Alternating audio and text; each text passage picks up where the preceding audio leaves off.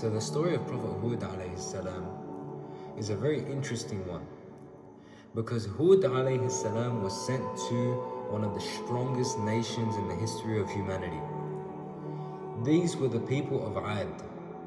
They were giants. You can actually look up some of their skeletons and they need machinery, huge machinery to get them out of the ground. That's how big they are. They were giants, they were intelligent, and they were advanced. So when Hud alayhi salam was sent to these people, bringing them the truth, the call from Allah Azza wa Jal, because of their strength, because of the blessings that Allah subhanahu wa ta'ala had given them, they were arrogant. Hud alayhi salam came declaring La ilaha illallah, that there is no God but Allah, to a nation of pagans, to a nation of idolaters, idol worshippers. And Hud alayhi salam condemned idol worship and admonished his people. He asked them, my people, what is the benefit of these stones that you carve with your own hands and worship? In reality, it is an insult to the intellect. There is only one deity of worship, and that is Allah. Worship Him and Him alone. That is compulsory on you. He continues and he says, He created you, He provides for you, and He is the one who will cause you to die. He gave you wonderful physiques and blessed you many ways. So believe in Him and do not be blind to His favors, or the same fate that destroyed Nuh's people will overtake you. So before we continue, I just wanted to say something very interesting that I find with the story of Hud specifically. And that is, Hud was one of the weaker, physically weaker and smaller humans or residents from the people of Ad. And so when Hud alayhi salam came bringing his dawah, the people of Ad ignorantly thought that he could not carry such truth. Why? Because he's a nobody, he's a poor man. And really, if we look at the story of Hud's relationship with his people is almost like the relationship that Muslims have today. See, the kuffar, the non-Muslims, they have the technology, they have the numbers, they have the intellect, they have the strength. But unfortunately, the Muslims don't have the same resources that they have. And despite this, we can look at Hud's story for inspiration, for patience, because Hud was in a very similar situation. And we'll continue looking at his story now. So when Hud alayhi salam tried to instill faith in them, but they just didn't listen, his people asked him, do you desire to be our master with your call? What payment do you want? Hud alayhi salam tried to make them understand that he would receive payment from Allah. He didn't demand anything, materialistically speaking, from them, except that they accept the truth of Islam. Allah Azza wa Jal states, and to Ad we sent their brother Hud. He said, O my people, worship Allah. You have no other God but Him. Certainly you do nothing but invent lies. O my people, I ask of you no reward for it. My reward is only from Him who created me. Will you then not understand? And O my people, ask forgiveness of your Lord and then repent to Him. He will send you abundant rain and add strength to your strength. So do not turn away as mujrimeen, which is criminals and disbelievers. They said, O Hud, no, you have brought us no evidence, and we shall not leave our gods for your mere saying, and we are not believers in you. All that we say is that some of our gods have seized you with evil. So they call him a madman, much like the Prophet Muhammad sallallahu alaihi wasallam. So Hud said, I call Allah to witness and bear you witness that I am free from that which you ascribe as partners in worship with Him. So plot against me, all of you, and give me no respite. I put my trust in Allah, my Lord and your Lord. There was not a moving creature, but He has grasp of His forelock. So Allah's power over everything. Verily my Lord is on the straight path. So if you turn away, still I have conveyed the message with which I was sent to you. My Lord will make another people succeed you, and you will not harm him in the least. Surely my Lord is the guardian over all things. So Hud alayhi salam gave dawah to the people of Ad, and he was patient and he was consistent. And the people of Ad unfortunately became more prouder and they actually became more stubborn. So they argued a lot with Hud alayhi salam. They asked him, "Oh Hud, do you say that after we die and turn into dust, we will be resurrected?" He replied, "Yes, you will come back on the Day of Judgment, and each one of you will be asked about what you did." And this was met with laughter from the people of Ad. They were like, "How strange Hud's claims are." Subhanallah. And it's like our Prophet Muhammad said, that this dunya, that this deen started strange and it will go back to being something strange. So glad tidings to the strangers. And we can see very clearly here that Hud alayhi salam was the stranger of his nation, because he was preaching Tawheed in a land filled with kufr. And once again, this links back to our time. This is a lot like our day and age. If you go around many countries and say, believe in one God, Allah is only one God, you'll be met with laughter. You'll be called a madman. Who is this guy? So Allah recounts his people's attitude towards the Day of Judgment.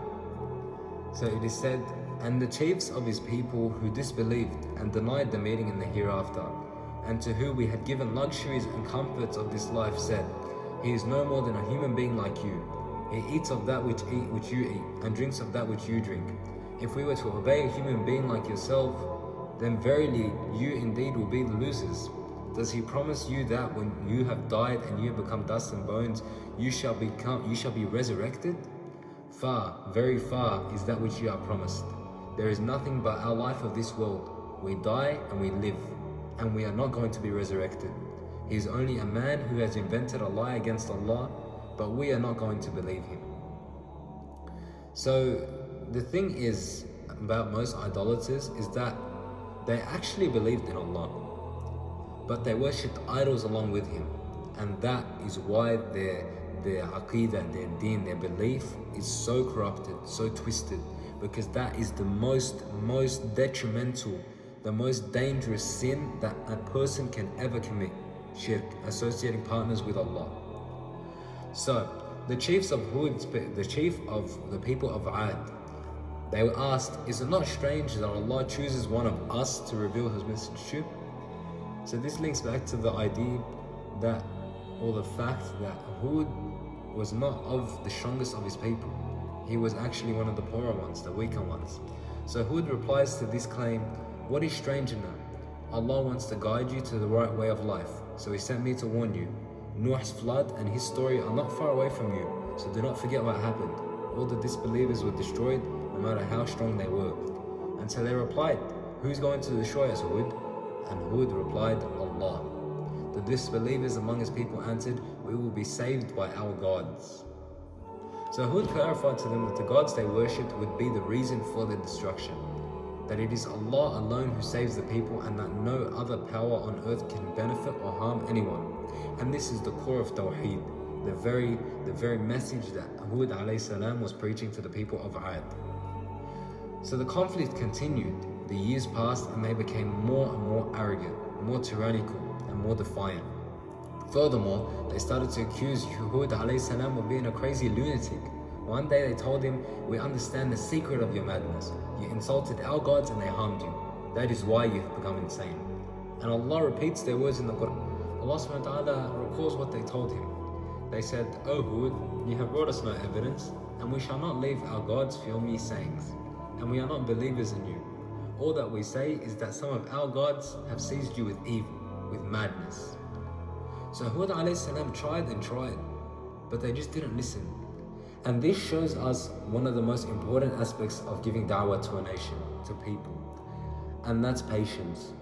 You see, patience doesn't just mean control your anger and maintain a professional attitude. No, it also means persistence. To be persistent and remain consistent in your spreading of your knowledge, of your Islamic knowledge, of the truth. And so these non-Muslims, the people of Ad, they kept on making fun of him. No matter what Hud alayhi salam said, no matter how many warnings and reminders that Hud alayhi salam gave them about what Allah subhanahu wa ta'ala had done to the people of Nuh alayhi salam. Subhanallah, no matter how many evidences Hud showed them, they did not listen. And this shows us why Allah subhanahu wa ta'ala has created a hellfire. Because really, He wouldn't create a hellfire for people undeserving of it. These people rebelled against Allah. They rejected to give their own Lord his number one right, and that is to be worshipped alone.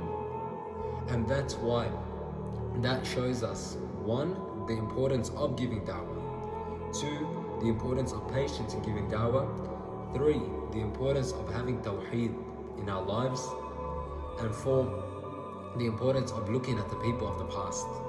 Because Hud alayhi salam recalled to the people of Nuh, and we look at the people of Nuh and Hud, and we can take the benefits from both their stories and the lessons, and we can apply it to our day. So Hud explained to his people that Allah subhanahu wa ta'ala is going to punish them. And so the people of Ad waited. And Allah subhanahu wa ta'ala then sent a drought throughout the land. The sky no longer rained, and the sun has scorched the desert. So the people of Hud alayhi salam now asked him, what is that drought, Hud? Hud answered, Allah is angry with you. And if you believe in him, he will accept you and the rain will fall and you will become even stronger than what you are now. But subhanAllah, this only made them more rebellious, more arrogant. So a day finally came when the sky was full of clouds, and Hud's people were glad as they came out from their tents crying, a cloud which will give us rain. This shows us the suffering. They did suffer for their actions. However, their arrogance prevented this cloud from bringing their salvation. And we will see what it brought. It brought a gigantic and incredibly powerful wind. Wind that we, generally speaking in today's age, if you have a nice breeze, a cool breeze, you like it. If it's windy, you can fly a kite, as long as it's not too strong. But such discarded or natural occurrences that we perceive to not be that important, destroyed such an important nation, destroyed such a strong nation. So when the wind came, it only increased, and it increased day after day, night after night, and it started to take the trees out of the ground, and the tents the pins of the tent started to become uprooted. So the people are now starting to freak out. The wind is starting to blow stronger and stronger and stronger, and all of their resources are becoming destroyed. The storm raged for 8 days and 7 nights, and only Hud and his followers were unharmed after this. The entire region, the entire nation was destroyed, reduced to ruins. And now Hud alayhi salam migrated to a different place, and they lived there in peace, worshipping Allah, their true Lord. So overall, this story shows us the importance of giving dawah, not giving up, and remaining patient with your people. Because the reality is, either Allah subhanahu wa ta'ala will put success or results in what you do here in front of you by softening the hearts of the people and allowing them to accept the truth, or you will be rewarded in the hereafter. So we look at this story now and we see, Hud was a prophet, he's gonna go to Jannah and he was a good man. We can talk the talk. However, if you actually think about it, Hud was outgunned in every avenue. They were stronger, they were smarter, they were more advanced. But subhanAllah, all of this, they had all of these blessings from Allah, but they couldn't see the truth, they couldn't accept it. So subhanAllah, this teaches us to always hold the dunya in our hands, not in our heart. Meaning, we don't cling to this dunya. Whatever Allah blesses us with, we appreciate. And we do more good to show our appreciation. And if Allah subhanahu wa ta'ala takes, we continue to do good, we do more good. Not to expect more worldly benefit, but to seek the akhirah, to seek the life after this life. And that is the true life. That is where you will experience true happiness, inshaAllah, so long as you hold on to the tawheed, the belief in La ilaha illallah, that there is only one God. So inshaAllah, never forget the story of Hud. It is very important and very relevant to our day. And I heavily encourage looking at the ayat of Allah, because they explain this much better than I do.